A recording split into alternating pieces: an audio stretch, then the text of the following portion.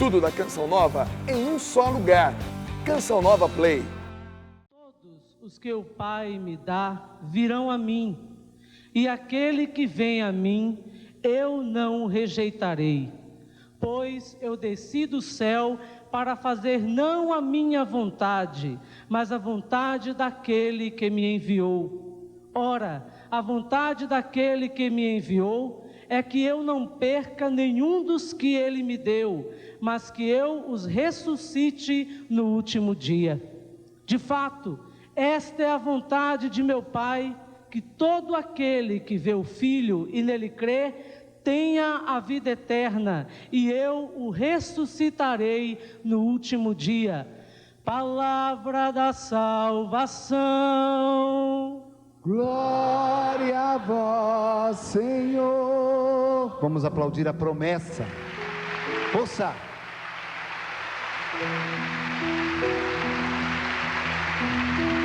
Vamos nos sentando. Vamos nos sentando e cantando que nós acreditamos nessa promessa. Diga comigo: eu confio em nosso Senhor, com fé, esperança e amor. Eu confio em nosso Senhor, com fé, esperança e amor. Mais uma vez, com alegria, diga: eu confio em nosso Senhor, com fé, esperança e amor. Eu confio em nosso Senhor, com fé, esperança e amor. Com a boca fechada, sussurrando.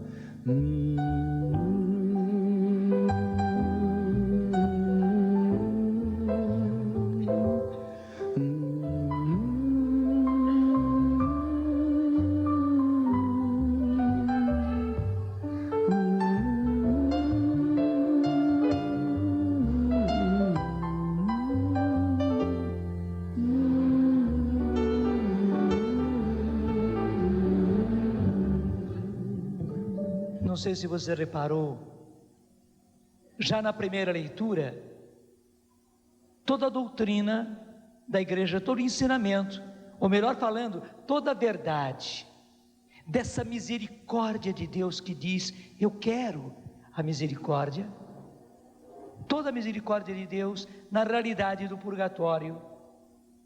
É importante nós sabermos que a realidade, porque é uma realidade, não foi a igreja quem inventou. A gente diz doutrina na igreja porque a igreja ensina o que é a realidade. Nós não podemos deixar de entender que a realidade do purgatório é a consequência da misericórdia, e da misericórdia infinita de Deus, que vai além de todos os limites, que vai além dessa terra, que vai além dessa terra. Ainda na eternidade, nós somos objeto da misericórdia de Deus. Você ouviu a primeira leitura. As almas dos justos é o livro da sabedoria, capítulo 3. Se você quiser acompanhar comigo, acompanhe, que é muito importante. Porque inclusive, muitos de nós ficamos atrapalhados diante dos evangélicos, principalmente aqueles protestantes, bem proselitistas. Nós temos excelentes irmãos evangélicos, mas alguns, infelizmente, na verdade não são simplesmente evangélicos, são protestantes e vivem protestando. São irmãos, mas protestando, e às vezes agressivos, e a gente às vezes diante deles fica sem argumento. Está aqui o argumento na palavra de Deus, ainda no Antigo Testamento, livro da sabedoria. Pena que eles não têm o livro da sabedoria. Mas nem sei por que não tem o livro da sabedoria. E é uma pena que não tenham. Aliás, a primeira coisa é ter todos os livros canônicos. E na verdade, os livros canônicos não começaram a ser canônicos agora. Lá nos Santos Padres da Igreja, nós já tínhamos a lista completa. Agora já está. Nós já tínhamos a lista completa dos canônicos.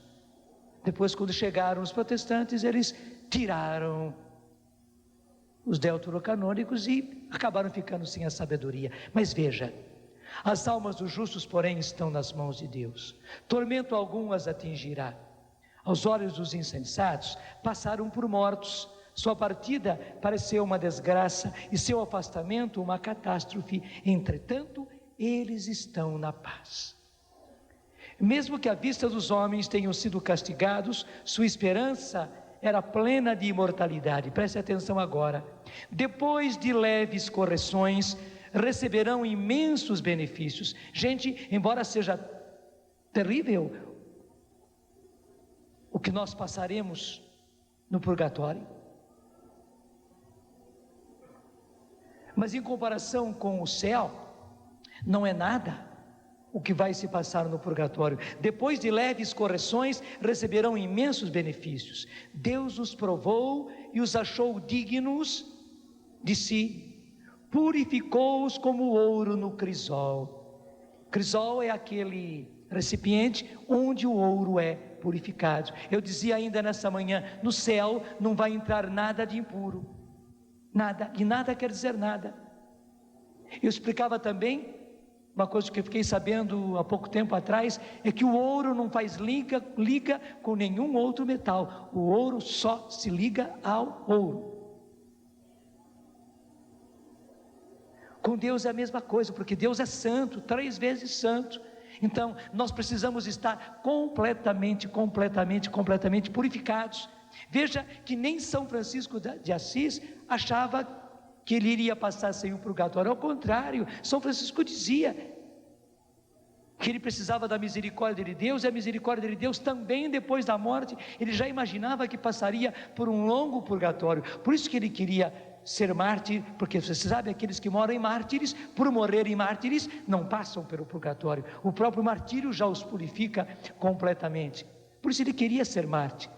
Puxa, se São Francisco de Assis achava que ia passar por um duro purgatório, imagina a gente. Mas que beleza!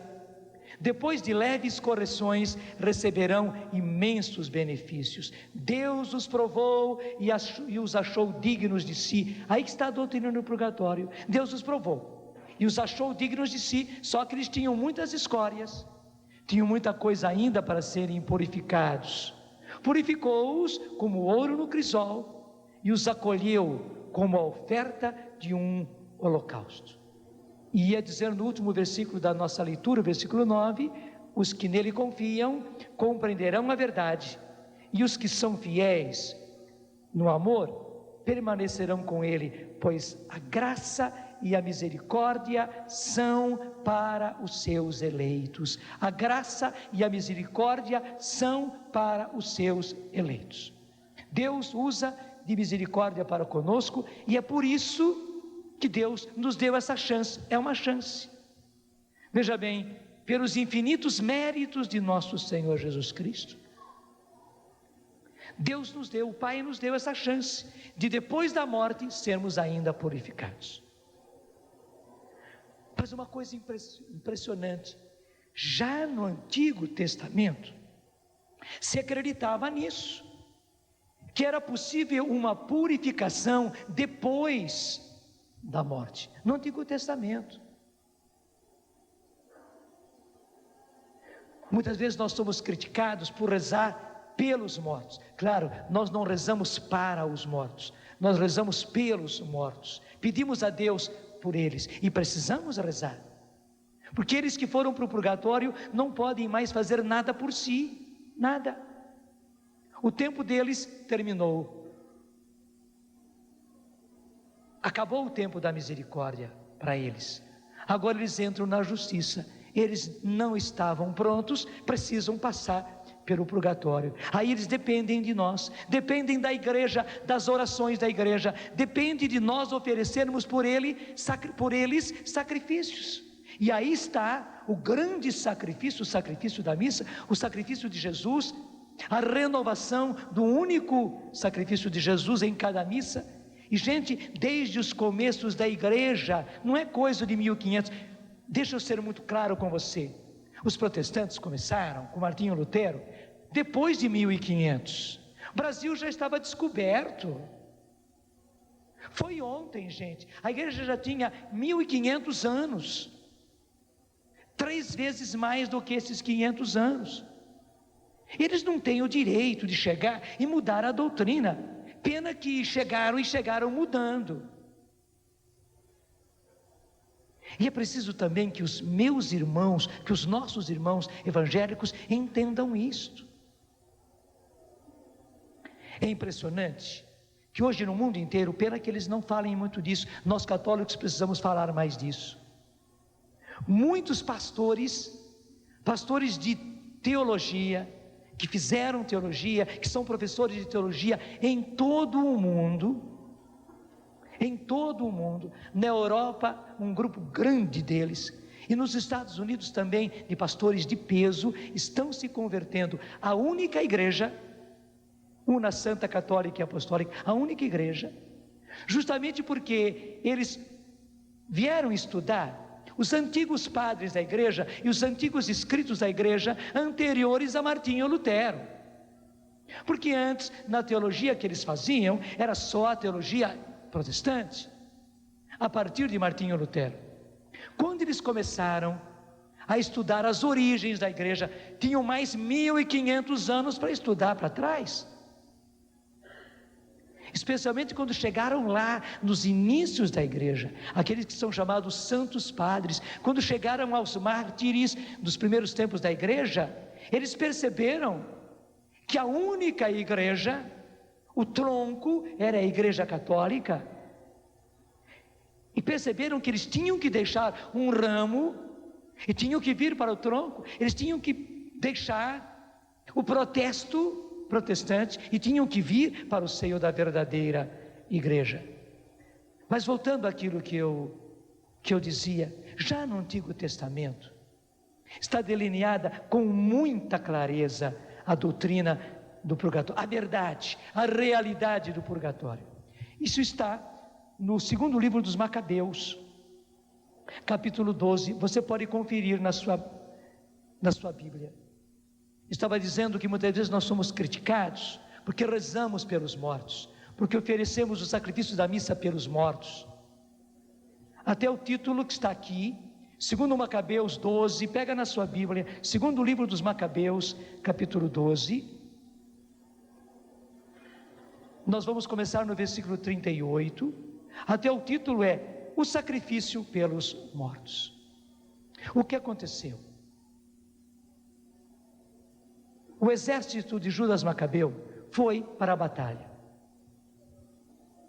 guerrearam e venceram, graças a Deus, eram homens de Deus.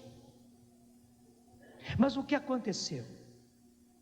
Quando foram pegar os corpos dos que tinham morrido na batalha, sim, os judeus, os que eram do exército de Judas Macabeu, quando foram pegar os corpos dos mortos, perceberam que eles traziam debaixo dos seus mantos, debaixo das suas roupas, ídolos de prata, de ouro, porque você sabe que os pagãos iam para a batalha com esses ídolos. E claro, no ardor da batalha, muitas vezes, aqueles ídolos de ouro, de prata, coisa preciosa, caía no chão, mesmo pessoas que morriam, a batalha se delongava, às vezes dias, e essa batalha foi longa, foram dias e mais dias de batalha. Eles pegavam os despojos daqueles que haviam morrido, muitos deles acabaram na cobiça, porque eram feitos de ouro, de prata, acabaram pegando os ídolos deles, e guardando, porque era ouro, porque era prata. Claro, não pegaram como se fossem ídolos, mas pegaram como ouro e prata, e Deus havia proibido que eles fizessem isso. Eles não deviam pegar os despojos, principalmente esses ídolos dos pagãos, mas na fraqueza eles pegaram. Quando Judas viu, quando trouxeram para ele aqueles ídolos todos, Judas ficou sentidíssimo, mas ao mesmo tempo ele viu, aqueles homens eram homens de Deus, caíram na tentação, estavam batalhando por Deus, foram dignos de Deus, tanto assim que deram a vida por Deus, mas tinham caído na fraqueza. O que é que Judas fez? Eu quero ler junto com você, versículo 41, aliás, eu começo lendo lá no versículo 40, assim você entende tudo. Versículo 40, segundo Macabeus 12:40, encontraram debaixo das túnicas de cada um dos mortos, objetos consagrados aos ídolos de Jânia, que a lei proíbe aos judeus. Ficou patente assim para todos, que era essa a razão porque esses soldados tinham perecido. Eles pereceram, eles morreram, porque tinham pecado, porque tinham feito aquilo que lhes era proibido.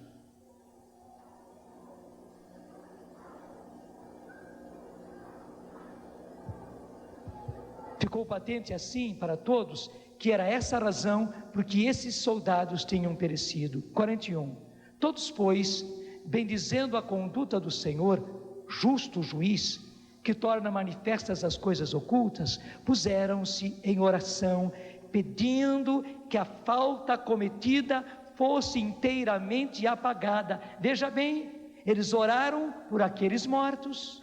Eu vou repetir o versículo 41, todos, pois, bendizendo a conduta do Senhor, justo juiz, que torna manifestas as coisas ocultas, puseram-se em oração, pedindo que a falta cometida fosse inteiramente apagada.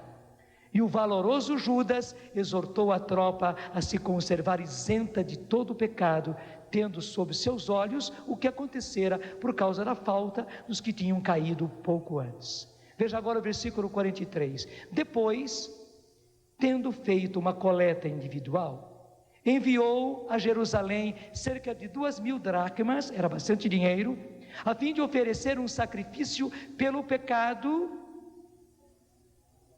no que agiu com grande acerto e nobreza, pensando na ressurreição. Eu vou repetir.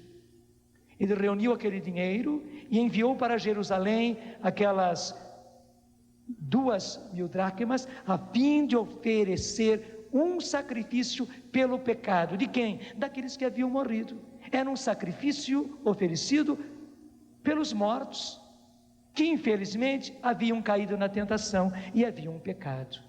No que agiu com grande acerto, a palavra de Deus diz, no que agiu com grande acerto e nobreza, pensando na ressurreição. 44, se com efeito ele não esperasse que os soldados mortos em combate ressuscitariam, teria sido supérfluo rezar pelos mortos. Eles rezaram pelos mortos. Depois Judas reuniu aquela coleta, mandou para Jerusalém, para que se oferecesse um sacrifício pelos pecados deles que já estavam mortos.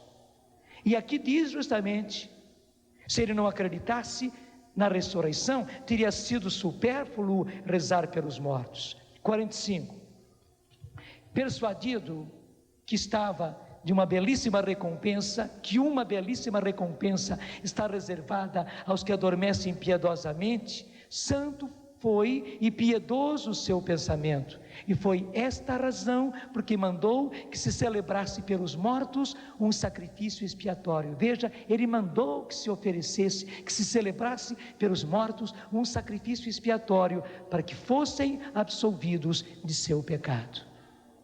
Está claro ainda no Antigo Testamento, no livro dos Macabeus, a realidade a respeito do purgatório, da possibilidade de as pessoas serem absolvidas por aquilo que nós fazemos, pelas nossas orações, pelos nossos sacrifícios oferecidos. E hoje, gente, o grande e único sacrifício substituiu todos os sacrifícios antigos. Hoje nós temos o sacrifício de nosso Senhor Jesus Cristo, que é renovado em cada missa. Por isso, desde o começo da igreja, não foi agora depois de 1500, não, desde o começo da igreja já se oferecia o sacrifício da missa em expiação dos pecados daqueles que haviam morrido.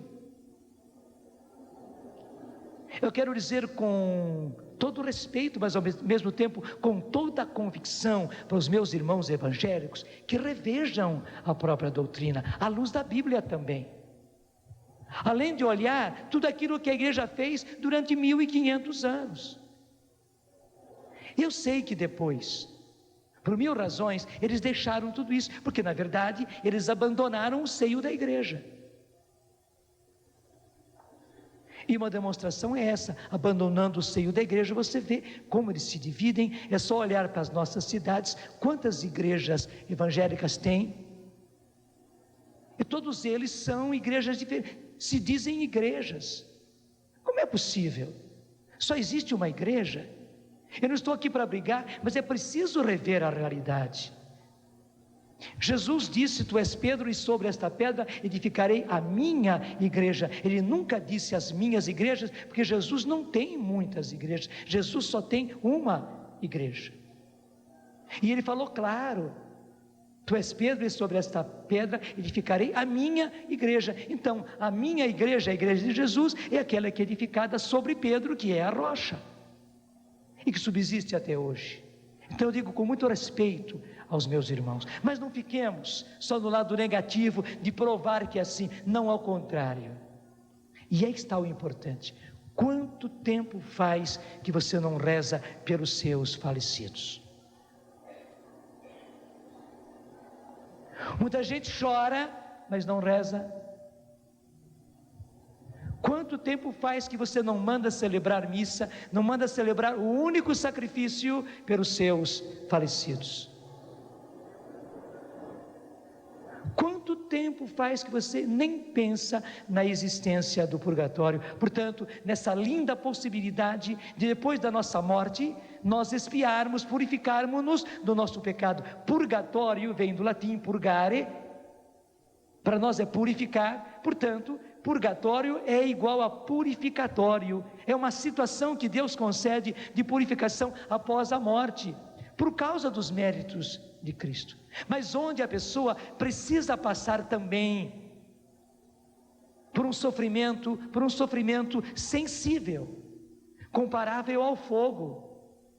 Os santos dizem que o fogo do purgatório é semelhante ao fogo do inferno. Enquanto o fogo do inferno é para aqueles que estão condenados, então é para o tormento deles. Esse mesmo fogo para aqueles que, graças a Deus, se salvaram, mas estão ainda não purificados. Este fogo acaba sendo para eles purificação, acaba sendo para eles redenção. Sofrem sim, e sofrem terrivelmente, mas é um sofrimento igualzinho ao sofrimento do ouro que passa pela purificação. Imagine o ouro, para ser purificado, gente, tem que entrar numa temperatura altíssima. E naquela temperatura, todas as escórias, todas as impurezas vão saindo, vão se separando do ouro, e aí se pode tirar tudo, e o ouro fica puro. Assim acontece conosco, assim acontece com as almas. Se nós morrermos, e claro, vamos morrer em Cristo, e queremos morrer em Cristo, mas morrermos ainda com tantas impurezas. E pergunto para você: você já fez suficiente penitência pelos seus pecados? Pelas consequências dos seus pecados? Você diz: mas Deus perdoa. Claro que Deus perdoa. Claro que Deus perdoa. Mas vamos olhar uma coisa: você entra na minha casa e destrói a minha casa. Dá lá 5 minutos de loucura em você. Você entra na minha casa e destrói tudo: móveis, roupa, queima, põe fogo, arranca a cortina, depreda, quebra todos os vidros, depreda as portas, até o que você pôde derrubar de parede, você derrubou. Depois você vem arrependido e pede perdão. Eu te perdoo. Te perdoo, e perdoado você está, mas a minha casa está destruída, e ela precisa ser refeita. Então, o que eu devia fazer por você? Eu te perdoo? Sim, eu te perdoo. Só que vem agora vem junto comigo, mas vem refazer a minha casa. Eu te perdoei, mas você está me devendo ainda toda a minha casa. As minhas roupas, os meus móveis, os meus livros que você não é capaz mais de rever, os livros dos quais eu estudei, marcados. Você acabou com tudo, você queimou tudo. Até as roupas eu podia ficar sem elas, mas e os meus livros? E os meus livros de oração? E tudo mais, e tudo mais. Você está devendo. Eu te perdoei, mas você está devendo tudo o que você destruiu. Você entendeu como é que é a coisa? Gente, diante de Deus é muito mais ainda. É muito mais ainda, porque as consequências do nosso pecado são contra pessoas. São contra pessoas. Imagine os pecados que nós cometemos contra a castidade. Infligiu, caiu sobre pessoas. Quanta gente prejudicada, quanta gente sofreu, quanta gente marcada, quanta gente enveredou por um caminho errado, por coisas que nós fizemos. Quanta menina jogada na vida por causa do pecado de um homem, de um rapaz. Isso fica assim mesmo? Aí que está, Deus perdoa, perdoa. Mas essa outra parte cabe a nós ainda, é preciso reparar. Assim como aquela pessoa que entrou na minha casa e destruiu meus livros, minha roupa, meus móveis, até mesmo as paredes da minha casa, os vidros da minha casa, ele tem que reparar. Mesmo que ele não consiga tudo, mas ele tem que entrar junto comigo para me ajudar a refazer o que ele desfez. É questão de justiça.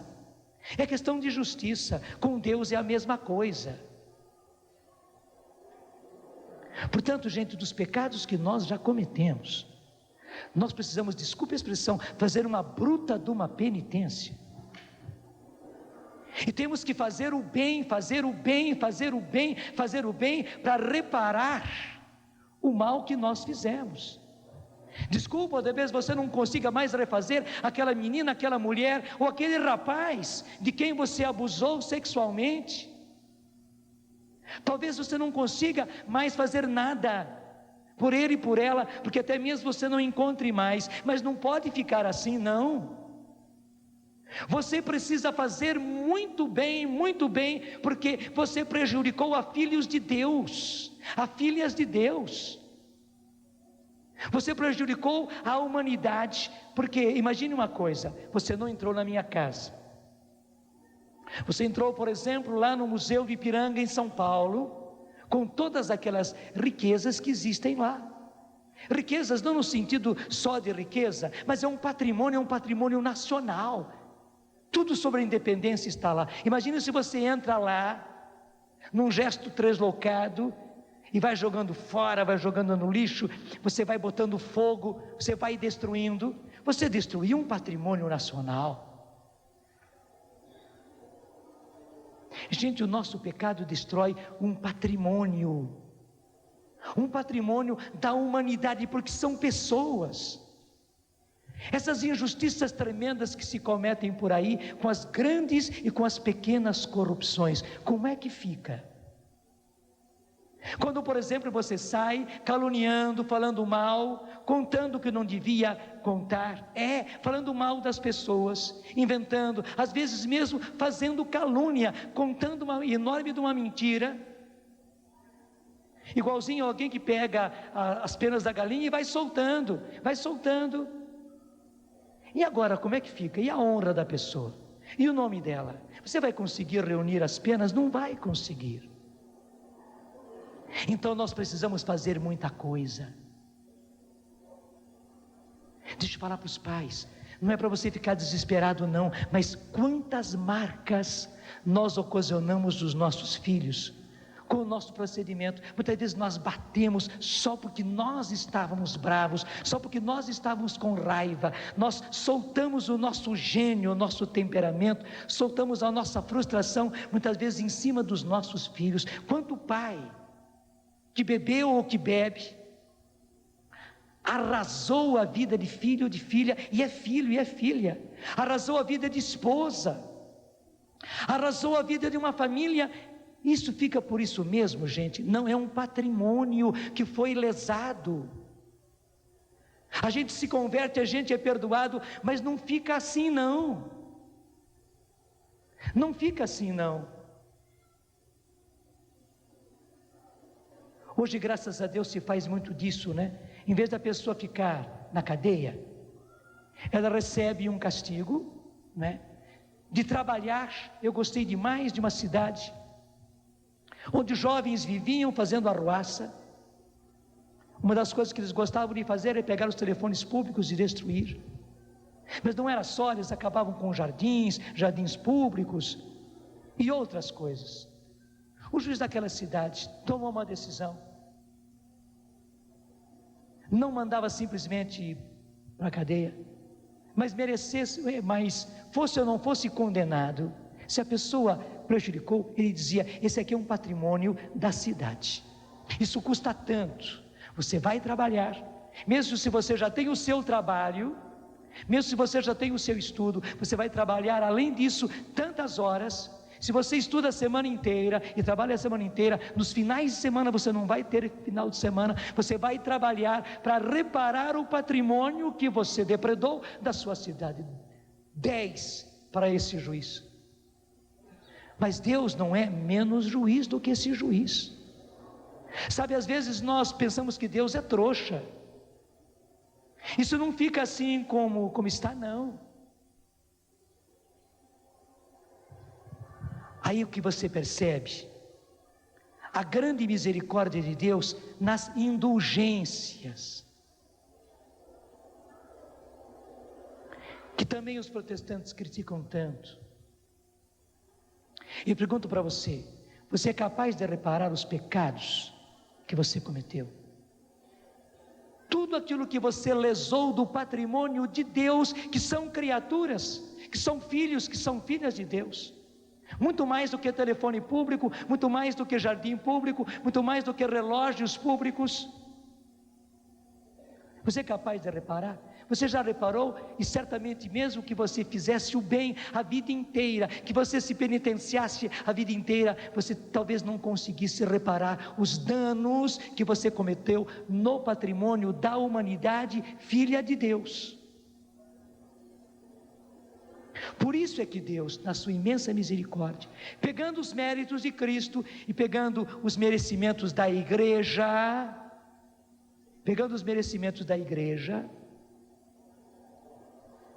nos dá indulgências.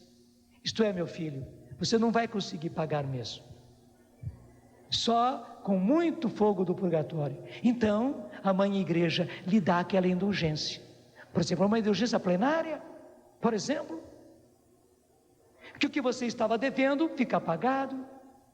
Mas isso por bondade de Deus e por bondade e por misericórdia da igreja. Só para você entender, suponhamos que um rapaz depredou demais telefones públicos, cabines de banco, esses bancos 24 horas, depredou relógios públicos, jardins públicos, quebrou vidraças de edifícios públicos e de casas particulares. E depois se vê que esse rapaz, mesmo trabalhando a vida inteira, fazendo horas extras pelo município que ele depredou, pela cidade que ele depredou, ele não vai conseguir pagar. Mas tem que pagar. Então, por exemplo, senhoras daquela cidade, a partir da mãe daquele rapaz, elas fazem trabalhos, elas fazem coletas, elas fazem festas e reúnem dinheiro para pagar o que o rapaz não vai conseguir pagar com o seu trabalho de horas extras. Está me entendendo? Então aquele dinheiro arrecadado por aquelas senhoras, pelas festas que elas fizeram, pelos chás que elas fizeram, vai tudo para o juiz colocar aquilo na reparação daquilo que ele depredou, reparar o que ele estragou. Então a bondade, a misericórdia daquelas senhoras, a partir da sua mãe, vai beneficiar esse rapaz, para ele poder ter algum final de semana, porque do contrário, ele vai passar a vida inteira fazendo hora extra e ficando sem final de semana, porque não vai conseguir pagar o que ele devia. Você está me entendendo? É isso que é indulgência. Obrigado porque você entendeu.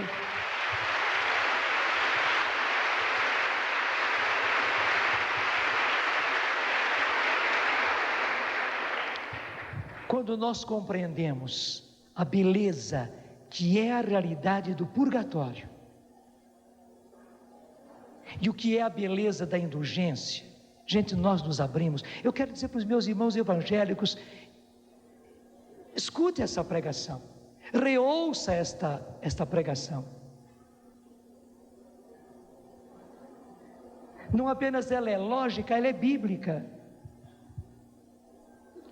Eu sei que o sacrifício de Cristo nos perdoa, mas eu volto a dizer, eu perdoo você.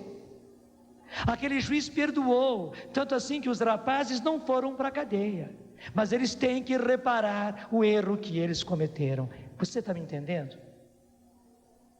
Gente, com Deus é a mesma coisa. Pelo sacrifício de Cristo, os nossos pecados são perdoados, mas os danos que nós cometemos, as depredações do patrimônio que nós cometemos, têm que ser refeitos. Imagine um rapazinho que, porque foi abusado quando era menino, entra e se torna homossexual.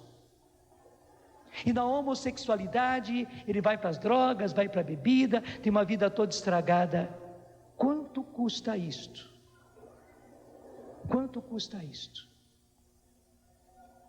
Uma menina deflorada pelo próprio namorado irresponsável, que enganou a menina, levou a menina no bico, cantou a menina, e a menina acabou se entregando por amor. Depois ele largou a menina na rua da amargura, talvez ele largou a menina grávida.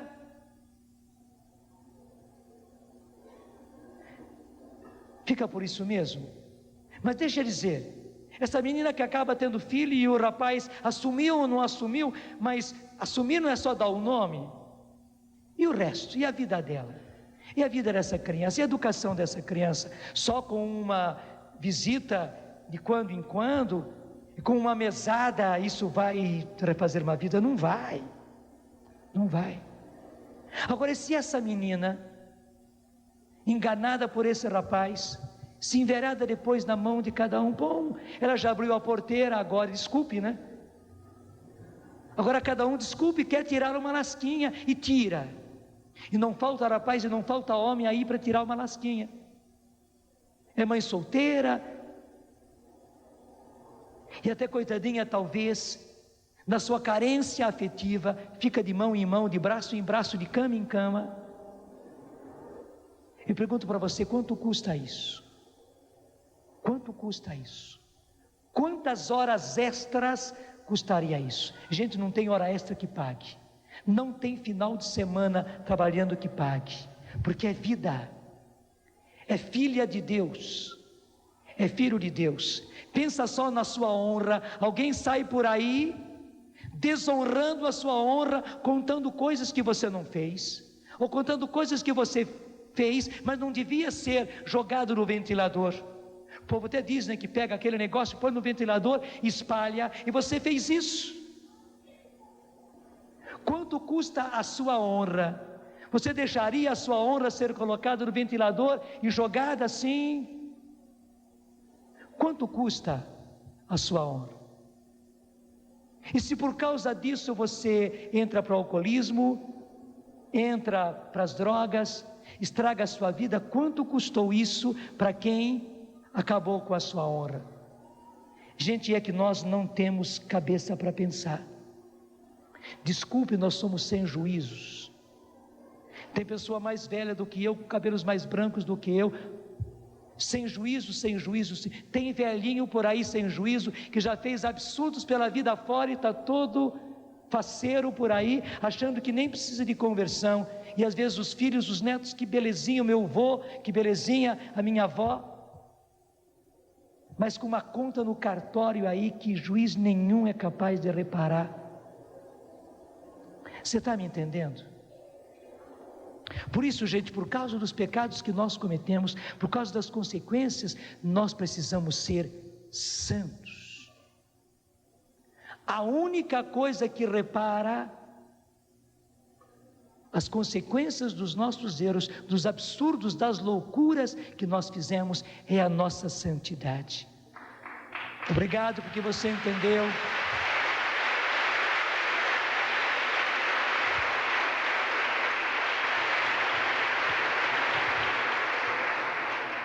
Porque no cofre da igreja, para reparar o patrimônio que foi depredado, a única coisa que repara, a única coisa que refaz é a nossa santidade.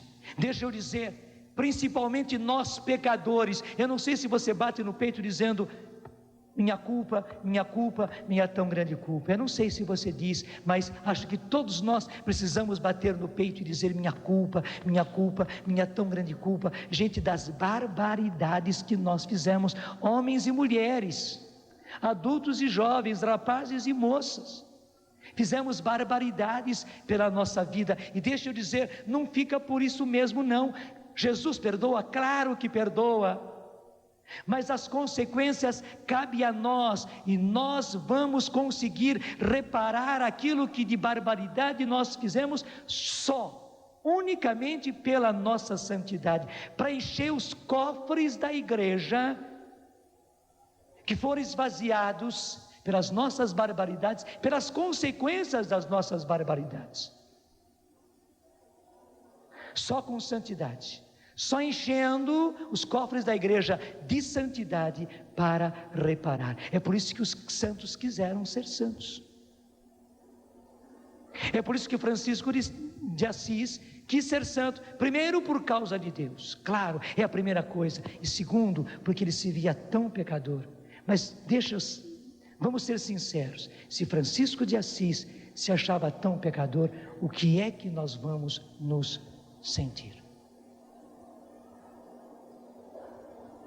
Que bom que nós começamos essa missa com o lema que o Nelsinho Correia escolheu para o seu diaconato: eu quero a misericórdia. Obrigado, Senhor, porque o Senhor quer a misericórdia. Obrigado, Jesus, porque o Senhor disse, e esse é o evangelho de hoje.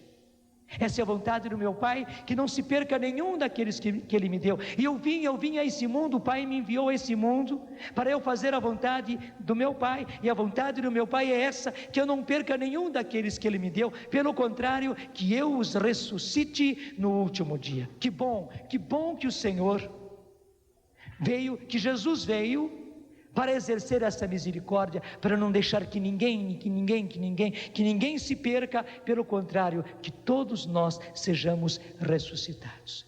O Senhor quer a sua ressurreição. Repete comigo: o Senhor quer a minha ressurreição. Por isso, Senhor, eu preciso corresponder com santidade. Que santidade de vida!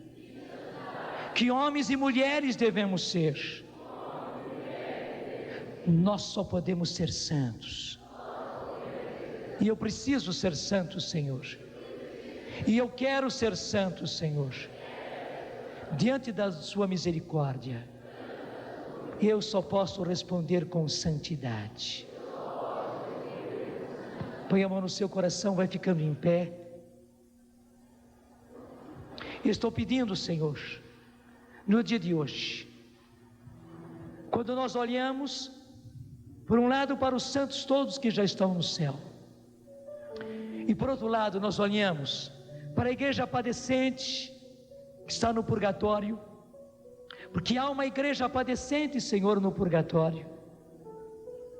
Nós olhamos para a nossa vida, e nós que somos igreja militante, sim, igreja militante, igreja combatente, igreja que caminha ainda nas estradas desse mundo, nós olhamos para a nossa vida e sentimos: preciso ser santo, precisamos ser santos. Então derrama agora, Senhor, o Teu Espírito Santo, o Teu Espírito de santidade sobre cada um de nós. Enche-nos, Senhor, com o Espírito Santo. Sim, nosso Senhor e nosso Deus, faz-nos cheios do Espírito Santo. Jesus, batiza-nos no Espírito Santo, derrama a efusão do Espírito Santo, Jesus, sobre cada um de nós, para que criemos juízo e ao mesmo tempo, Senhor, para que caminhemos firmes na santidade, Senhor, nos caminhos da santidade, Senhor, também porque temos muito a reparar, Senhor, temos muito a refazer, Senhor, e só com santidade, só com muita santidade, só com heroísmo de santidade, Senhor, é que nós conseguiremos reparar em parte o mal que nós cometemos. Misericórdia, Senhor, obrigado porque queres a misericórdia e não o sacrifício. Então derrama sobre nós, Senhor, o teu Espírito Santo, faz-nos cheios do Espírito Santo, Senhor, faz os homens e mulheres cheios do Espírito Santo, Senhor, para que tenhamos vida nova, para que sejamos homens e mulheres novos, Senhor, que caminham nos teus caminhos de misericórdia, cada vez mais santos, porque tu, Senhor, és santo. Bota a mão no coração e canta. Que santidade divina, que homens devem ser, pois que tudo no céu e na terra, Senhor, chamará. Tudo da Canção Nova em um só lugar. Canção Nova Play.